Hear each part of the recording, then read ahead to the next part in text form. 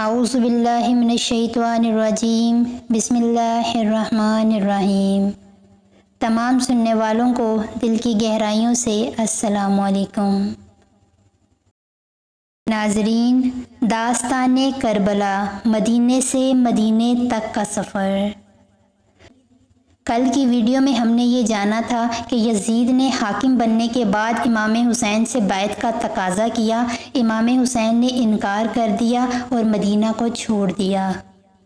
مدینے سے امام حسین مکہ پہنچے اور حج سے 2 دن پہلے حج کو عمرے میں تبدیل کر کے مکہ کو بھی چھوڑ دیا۔ کیوں؟ کیونکہ وہاں پہ حاجیوں کی لباس میں فوجیوں کے سپاہی آئے ہوئے تھے اور امام حسین نہیں چاہتے تھے کہ خانہ خدا میں کسی قسم کی کوئی صورتحال پیش آئے، لہٰذا امام حسین نے حج کو عمرے میں تبدیل کیا اور مکہ کو بھی چھوڑ دیا۔ مکہ سے کہاں گئے؟ آج کی ویڈیو میں ہم بیان کریں گے کہ امام حسین مکہ سے روانہ ہونے کے بعد کہاں گئے۔ جانا تو کوفہ تھا پر کوفے پہنچے نہیں، پھر کہاں گئے؟ آج کی ویڈیو میں ہم اس کی تفصیلات بیان کریں گے۔ مقام شراف پر جب امام حسین نے قافلے کو روکا، سب پانی سے سیراب ہو گئے اور آگے کے سفر کے لیے پانی بھی بھر لیا تو اچانک ایک واقعہ ہوا۔ آپ کا سامنا مخالف فوج سے ہوا۔ یہ پہلا آمنا سامنا تھا امام حسین کا فوج کے ساتھ۔ اس فوج کی تعداد کچھ روایات کے مطابق 13,000 اور کچھ روایات کے مطابق 1000 تھی، اور اس فوج کے لیڈر کا نام حور بن یزید ریاح۔ حور اپنے آقا کے حکم پر امام حسین کا راستہ روکنے آیا تھا، کوفہ جانے سے روکنے کے لیے، جو یزید کی فوج کا ایک بڑا سپہ سالار تھا۔ بعض کے مطابق یہ یزید کی فوج کا 2nd یا 3rd کمانڈر تھا۔ امام حسین کا یہ راستہ کچھ ایسا تھا کہ اس راستے تک پہنچنے کے لیے حر کو بہت غیر معمولی تگ و دو کرنی پڑی اور ریگستان میں بغیر پانی ساتھ لیے بہت تیز چلنا پڑا، کیونکہ تعاقب کر رہا تھا، یہاں تک کہ امام حسین کے لشکر کے پاس پہنچتے پہنچتے حر کی فوج کے سوار، حر کی فوج کے گھوڑے، سب ہی کی پیاس کے مارے حالت غیر تھی۔ سامنے سے لشکر آ رہا ہے، امام اپنے اصحاب سمیت امامے سروں پر رکھے تلواریں حمائل کیے کھڑے تھے کہ سامنے دشمن کی فوج آ رہی ہے، پتہ نہیں کیا صورتحال ہو۔ لیکن جب فوج کا لشکر قریب آیا تو ایک عجیب منظر دیکھا کہ سامنے سے جو فوج آ رہی ہے وہ تو ہانپ رہی ہے، وہ تو کانپ رہی ہے، ان کا تو پیاس کے مارے برا حال ہے۔ عجیب صورتحال ہو گئی۔ حسین کیا یہ نہیں جانتے تھے کہ یہ فوج کیوں آئی ہے؟ ظاہر ہے جانتے تھے۔ کیا یہ نہیں جانتے تھے کہ اس فوج کو ابھی ڈھیر کرنے کا کتنا آسان موقع ہے؟ ظاہر ہے یہ بھی جانتے تھے۔ یہ ساقیے کوثر کے نواسے ہیں حسین۔ فوج کی یہ حالت دیکھی تو امام نے فوراً اپنی فوج کو یا اپنے نوجوانوں کو ایک حکم دیا۔ کیا حکم دیا؟ مار دو، اچھا موقع ہے؟ نہیں، امام حسین نے فوراً ایک حکم دیا، مخالف فوج کو پانی سے سیراب کیا جائے۔ روایت میں ہے صرف انسانوں کو ہی پانی نہیں پلایا گیا، حر کی فوج کے جانوروں کو بھی پانی پلایا گیا۔ روایت میں آتا ہے کہ پانی بھی اتنا پلایا گیا کہ ہر گھوڑا 2، 3، 4 یا 5 مرتبہ پانی پی پی کر منہ ہٹا لیتا تھا، تب دوسرے گھوڑے کو پانی پلایا جاتا تھا، اتنا سیراب کیا گیا، یہاں تک کہ سب کے سب سیراب ہو گئے۔ حر کا ایک ساتھی تھا علی بن طعان، وہ یہ کہتا ہے کہ میری حالت پیاس کے مارے غیر تھی اور میں سب سے آخر میں پہنچا تھا۔ اس نے عجیب واقعہ لکھا، کہتا ہے میرے پاس خود امام حسین آئے اور عربی میں ایک جملہ کہا، راویہ کو بٹھا لو، تو کہتا میری زبان میں راویہ مشق کو کہتے تھے، مجھے سمجھ نہیں آئی کہ کیا کہہ رہے ہیں۔ حسین نے کہا جمل کو بٹھا لو، یعنی کہ اپنی سواری اونٹ کو بٹھا لو۔ میں نے سواری کو بٹھا لیا، آپ نے فرمایا اب پانی پی لو۔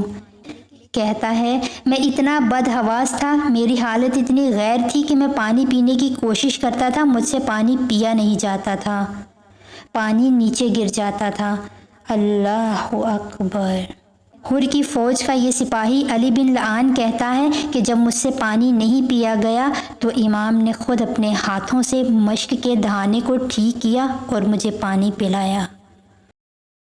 حسین نے خود اپنے ہاتھوں سے بھی دشمن کی فوج کو پانی پلایا۔ اب امام روانہ ہونے لگے تو کیا ہوا؟ اب امام روانہ ہونے لگے تو حر سامنے آ گیا۔ کہا آپ یہاں سے نہیں جا سکتے۔ یہ کون حر ہے؟ یہ وہ حر ہے جو پیاسا تھا، یہ وہ حر ہے جس کو پانی پلایا گیا۔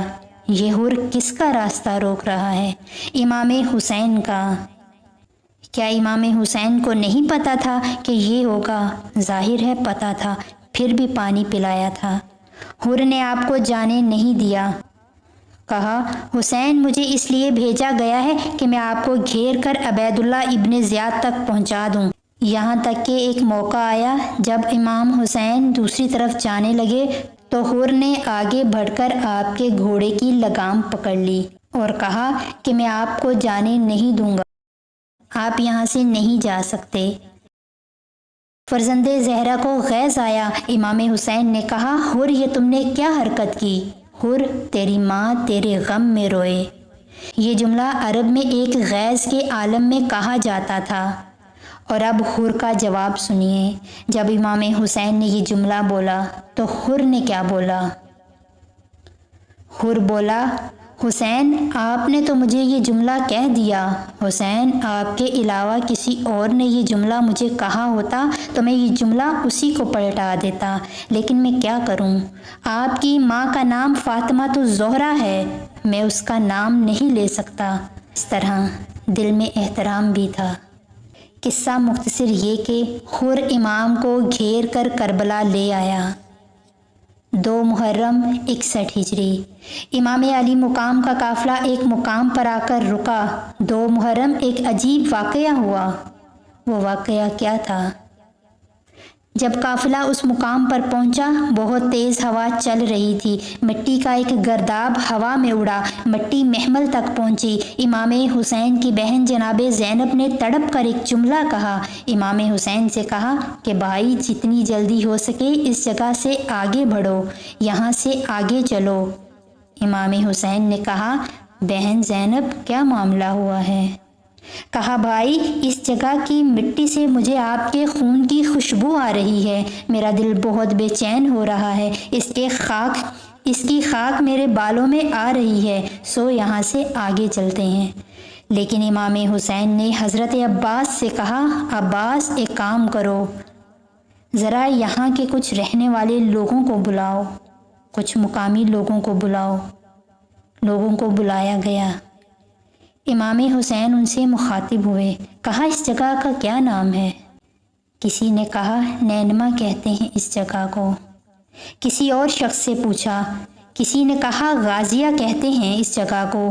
اور سے پوچھا اس جگہ کا کیا نام ہے؟ کسی نے کہا شط الفران کہتے ہیں اس جگہ کو۔ ایک بزرگ تھا، اس سے پوچھا اس مقام کو کیا کہتے ہیں؟ کہا کربلا بھی کہتے ہیں اس مقام کو۔ کربلا کا نام سننا تھا۔ امام حسین نے کہا بس ہم یہیں قیام کریں گے۔ خیمے لگا دیے گئے، حسین کربلا پہنچ گئے۔ 2 محرم 61 ہجری۔ 28 رجب کو مدینے سے نکلے، 3 شعبان کو مکے پہنچے، حج کے دنوں میں مکے سے نکلے، 2 محرم کربلا پہنچے۔ آباد ہو گئی ہے کرب و بلا اور ویران ہو گیا مدینہ۔ کربلا پہنچ کر پہلا کام کیا کیا؟ وہاں کا قبیلہ تھا قبیلہ بنی اسد۔ امام حسین نے قبیلہ بنی اسد سے اس زمین کو خرید لیا اور خریدنے کے بعد کیا کیا؟ اس زمین کو بنی اسد ہی کے لوگوں کو ہبہ کر دیا، تحفہ کر دیا۔